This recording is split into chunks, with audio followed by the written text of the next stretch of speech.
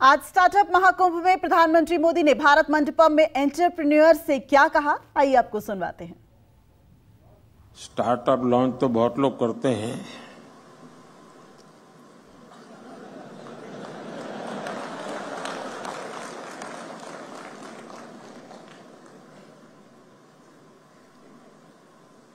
और पॉलिटिक्स में तो ज्यादा।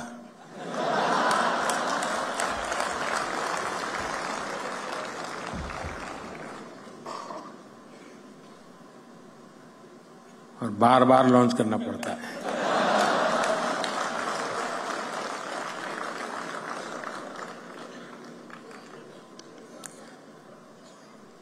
आप में उनमें फर्क ये है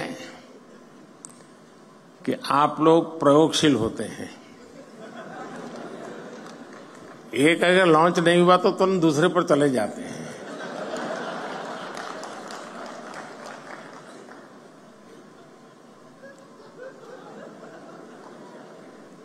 क्यों भाई, पीछे देर हो गई?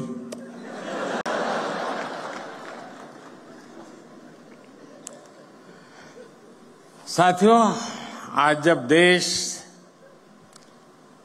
2047 के विकसित भारत के रोड मैप पर काम कर रहा है, ऐसे समय मुझे लगता है कि ये स्टार्टअप महाकुंभ का बहुत महत्व है। बीते दशकों में हमने देखा है कि भारत ने कैसे आईटी और सॉफ्टवेयर सेक्टर में अपनी छाप छोड़ी है। अब हम भारत में इनोवेशन और स्टार्टअप कल्चर का ट्रेंड लगातार बढ़ता हुआ देख रहे हैं, और इसलिए स्टार्टअप की दुनिया के आप सभी साथियों का इस महाकुंभ में होना बहुत मायने रखता है। और मैं बैठे बैठे सोच रहा था कि स्टार्टअप वाले सफल कैसे होते हैं, क्यों होते हैं, वो कौन सी उनके अंदर एक जीनियस एलिमेंट है जिसके कारण ये सफल हो जाते हैं। तो मुझे एक विचार आया, आप लोग तय करना मैं सही हूं कि गलत हूं। जो आपकी टीम है जिसने इसको ऑर्गेनाइज किया है, क्योंकि आमतौर पर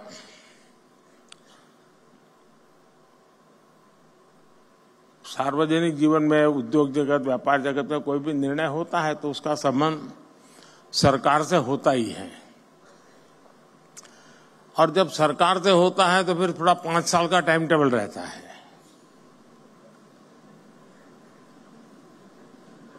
धीरे धीरे पहुंच रही, इधर से शुरू हुई है।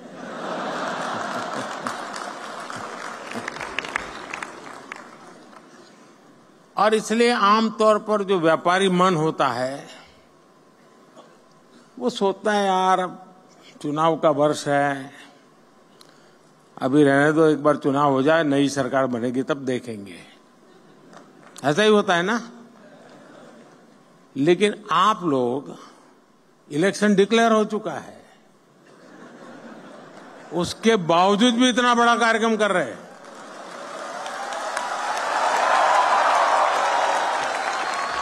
इसका मतलब ये है कि आपको पता है अगले 5 साल क्या होने वाला है।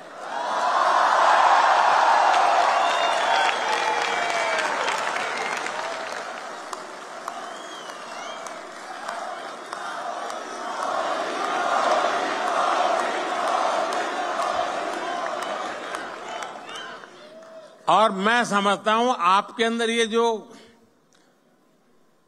जीनियस चीज पड़ी है ना, वही स्टार्टअप को सफल बनाती होगी।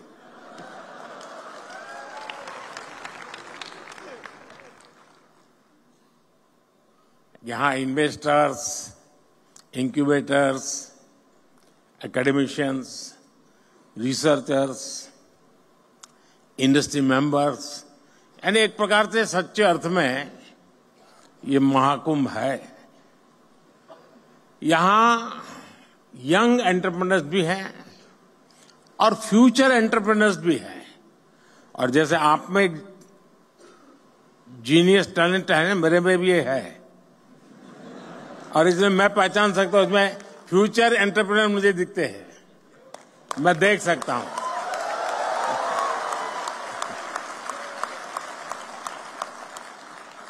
ऐसे में ये एनर्जी, ये वाइब वाकई अद्भुत है। जब मैं पोर्ट्स और एग्जीबिशन स्टॉल से गुजर रहा था तो ये वाइब में फील कर रहा था, और दूर कुछ लोग लगे थे, नारे भी लगा रहे थे, और हर कोई अपने इनोवेशन को बड़े गर्व के साथ दिखा रहा था। और यहां आकर किसी भी भारतीय को लगेगा कि आज के स्टार्टअप को नहीं, बल्कि कल के यूनिकॉर्न और डेकाकॉर्न को देख रहे हैं।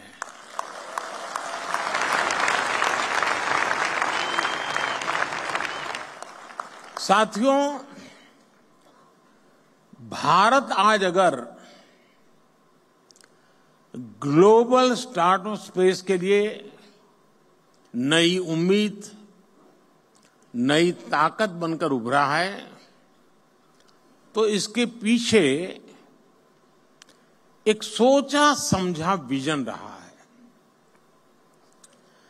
भारत ने सही समय पर सही निर्णय लिए, सही समय पर स्टार्टअप्स को लेकर काम शुरू किया। अब ये समिट तो आप लोगों ने बहुत बड़ी मात्रा में ऑर्गेनाइज की है, लेकिन जब ये शब्द भी का स्टार्टअप नहीं हुआ था, उस समय मैंने एक समिट की थी विज्ञान भवन में। बड़ी मुश्किल से आधा सभागृह भरा था, पीछे भी जैसे सरकार करती है जगह हमने भर दी थी। ये अंदर की बात है, बाहर मत बताना।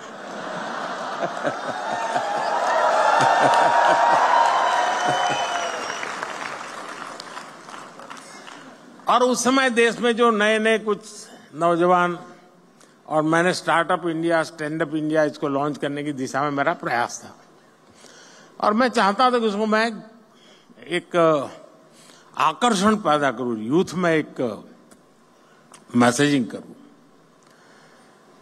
तो कुछ लोगों ने जो इनिशिएटिव लिए थे उनको खोजा देश भर में, भाई कोई कोने में कोई करता है तो जरा देखो।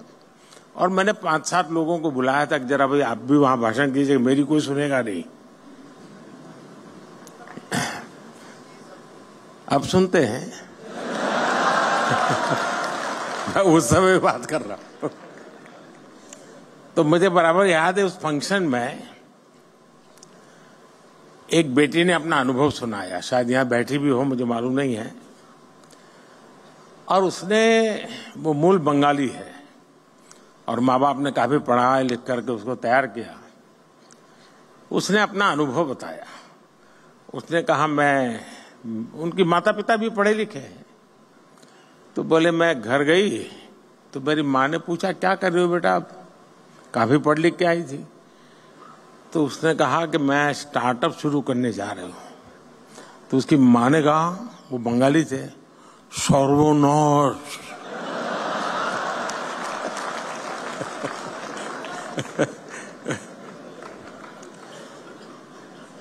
बोले सर्वनाश यानी स्टार्टअप यानी सर्वनाश। वहां से शुरू हुई यात्रा, इसका एक सैंपल यहां नजर आ रहा है।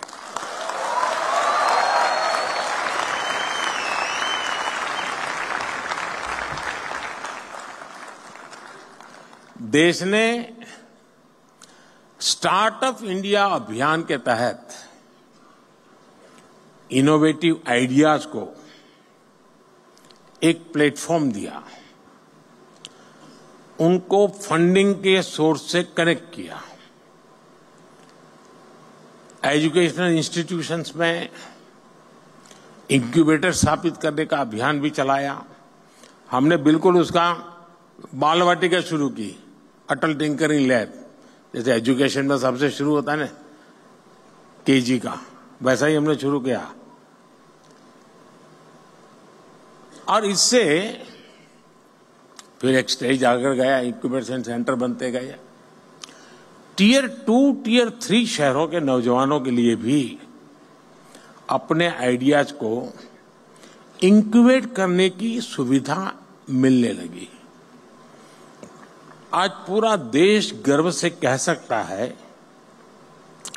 कि हमारा स्टार्टअप इकोसिस्टम सिर्फ बड़े मेट्रो शहर तक सीमित नहीं है।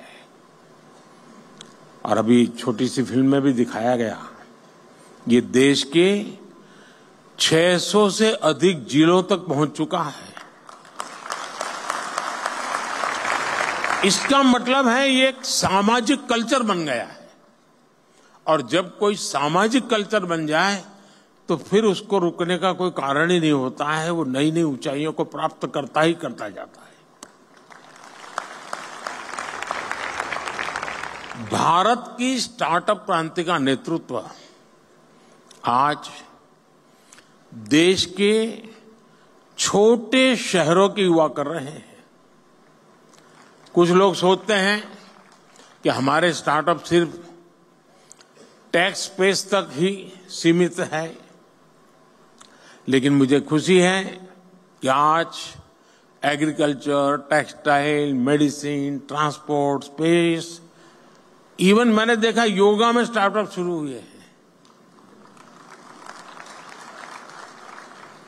आयुर्वेद में स्टार्टअप शुरू हुआ है, और एक दो नहीं, मैं रुचि लेता हूं तो देखता रहता हूं, 300, 400 की संख्या में है, और हर एक में एक से बढ़कर एक न कुछ नया है जी।